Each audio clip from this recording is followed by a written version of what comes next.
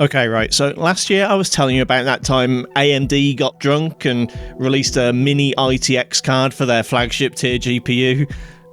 Funny story, right? Not the sort of thing a big company would do these days. Well, what I didn't mention was the next model up from the R9 Nano.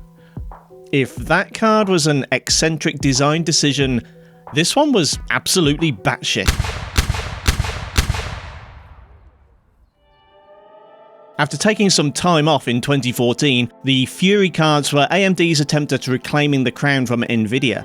For whatever reason, Team Red decided the thing they really needed to capture the public's attention in 2015 was spectacle, innovation, you know, gimmicks. The R9 Nano, Fury and Fury X were nothing if not diverse, with the Nano being the ITX form factor powerhouse, the Fury acting as the less restricted design with room for more power delivery and bigger heat sinks.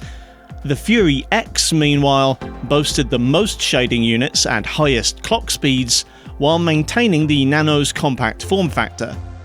The trade-off, however, essentially robbed it of any size benefits, as the Fury X's densely packed GPU required liquid cooling using an integrated 120mm AIO cooler. If nothing else, it made for an utterly unique product among flagship graphics cards, as even the subsequent liquid-cooled Vega 64 was still a full-length card. Perhaps because of its reliance on exotic HBM VRAM, or perhaps because of consumer doubt over how reliable a liquid-cooled card would be long-term, the Fury X didn't seem as popular as its contemporary, the GTX 980 Ti. It's certainly less common on the used market in the UK in 2022, though prices don't seem all that different. I picked mine up for £200, which is about the going rate for 2015 flagships of either brand. As AMD very kindly told GCN3 owners to f*** off last year, I'm using modded NimeZ drivers for compatibility. I would usually test this card on my PC with both its MPG config, with 6 overclocked cores and fast RAM, and in a more reasonably priced configuration. Unfortunately, I had a few issues with the card before I finished testing, so I'm afraid I only have a couple of quad-core results to share. I first ran God of War at the high preset, rather than the bog-standard original I tested on the R9 290, and in my normal gameplay test it managed a little over 50 FPS on average. I ended up testing a little further into the game than I usually do, as I was gathering numbers for my RAM comparison video. It turns out that the card began to stutter massively during cutscenes and in the first boss fight.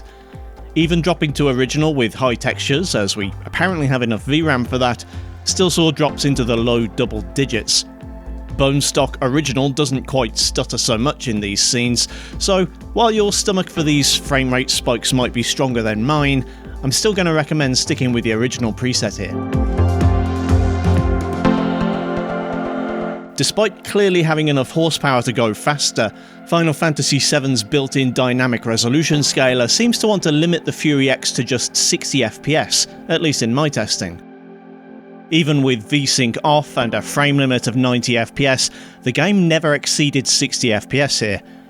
The result then was an average at 1080 high settings of 59.7 FPS, with 1% lows only a frame or so lower. In fact, there's room here to step up to 1440, if you don't mind a few drops during cutscenes and heavy action. 1440 high averaged 58.7 and 1% lows dropped into the mid-30s. The canned benchmark in Marvel's Guardians of the Galaxy indicated it should be able to manage some solid frame rates using the Fury X. At 1080 high, it averaged 68 FPS with 1% lows of 48. At very high, that number scarcely moves, dropping only to 66 and 44 FPS respectively. In actual gameplay, however, things aren't nearly so rosy.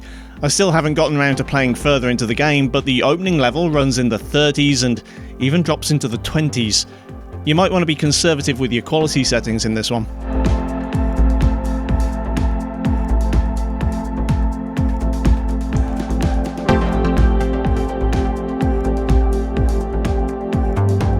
In a vacuum, the Fury X's scores in Forza Horizon 5 look okay. 1080 high lingers in the mid-50s on average, with lows in the 30s, Dropping to medium helps a little, getting the average closer to the magic 60 if still a hair short of the mark, and 1% lows remain in the mid-40s. Of course, I've reviewed a bunch of older cards, including the Nvidia GTX 970. That card costs literally half as much as the Fury X in 2015 and scored almost exactly the same in this game. And AMD cards unfortunately have an issue with alpha transparencies that creates black backgrounds around license plates and car logos, which we don't see in the Nvidia cards.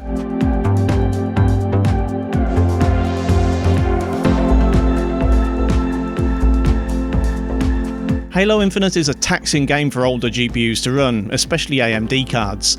This title again sees the Fury X perform unfavourably compared to the much cheaper GTX 970.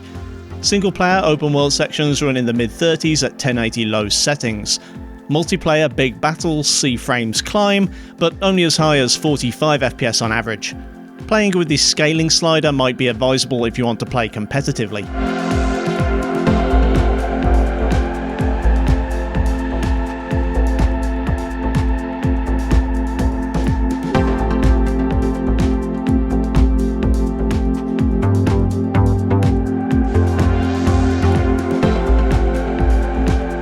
Thankfully, Cyberpunk 2077 puts in a really solid showing on the Fury X. The 1.5 patch seems to have been good for these cards, meaning it's possible to play at 1080 medium settings for an average of 45 FPS. Medium really is the point where Cyberpunk starts to look like the graphical powerhouse it's supposed to be, so this is a good way to experience the game on older hardware.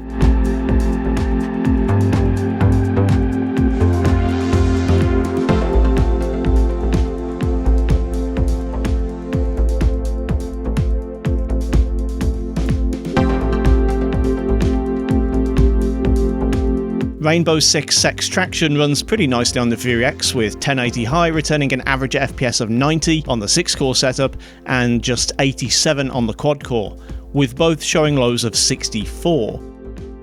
I can't really see a whole lot of benefit in image quality from stepping up to the very high preset, though if you have a better eye for detail than I do, you can expect an average FPS of 72 and lows of 52.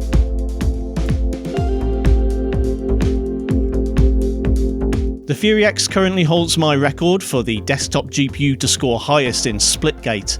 1080 Epic settings returns a superb 229 FPS on average, with 1% lows of 120. This is definitely the kind of card you can expect to power a high refresh monitor through some esports titles.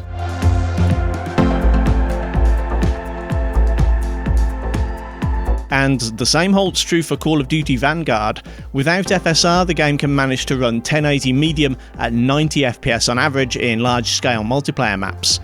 With FSR Ultra enabled, it can just top 100 FPS, and if your CPU's up to the task, I dare say some tweaks to quality settings and FSR could get you closer to 120.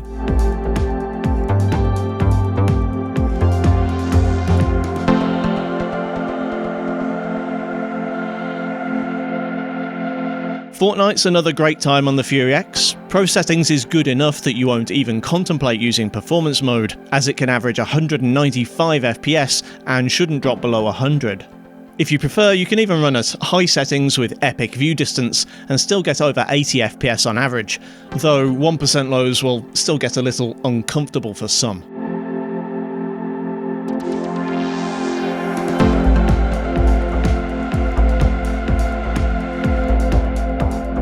Battlefield isn't exactly running in the same league as the other shooters here, but the Fury can still deliver a solid frame rate.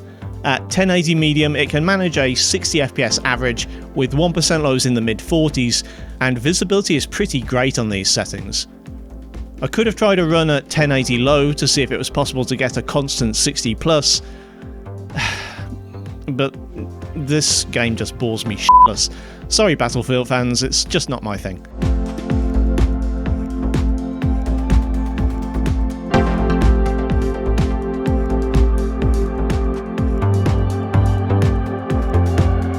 Likewise, Warzone is still not completely my thing, though more because of technical issues than anything.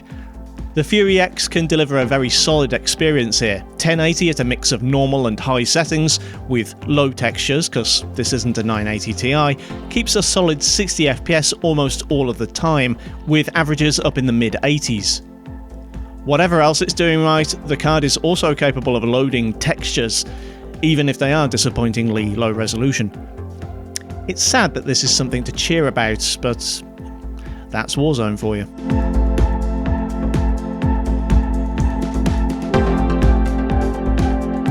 Finally, I don't intend to keep Elden Ring in my benchmarking suite, as 60 FPS caps aren't great for benchmarking videos, and besides, I actually kinda want to play the game rather than benchmark it. Anyway, I happen to have tested it for my RAM comparison video, a link to which is at the end of this video, so I might as well add it here for those who are curious. 1080 high settings isn't quite enough to hit the cap, stutters are still present but less so than in the past, and averages in the low 50s and 1% lows in the 30s are still fairly playable. If you don't mind dropping the visuals a little, I think medium settings would mean for a less frustrating experience. If you own a working Fury X in 2022 and are still waiting for a reasonably priced upgrade to appear, you shouldn't be too disappointed here. Sure, you'll need to install the NimeZ drivers to get this kind of performance in Halo Infinite, and Forza Horizon 5 might make you sorry you didn't buy a GeForce, but on the whole, you should be able to run modern titles with surprisingly few compromises. Should you buy one? Well, that's your call. AIO water coolers have their defenders, but I don't think many among them would recommend buying a 7-year-old second-hand one. There's an extra element of risk in buying a Fury X that you wouldn't get with, say, a RX 590 or a 980 Ti. And with used prices finally coming down, this might not be the time to be settling for something this eccentric. That being said, for the right price and in absence of anything more reliable, this can still perform amazingly well in 2022. Thanks for watching, kindly do the usual YouTube things if you feel so inclined, and I'll see you next time.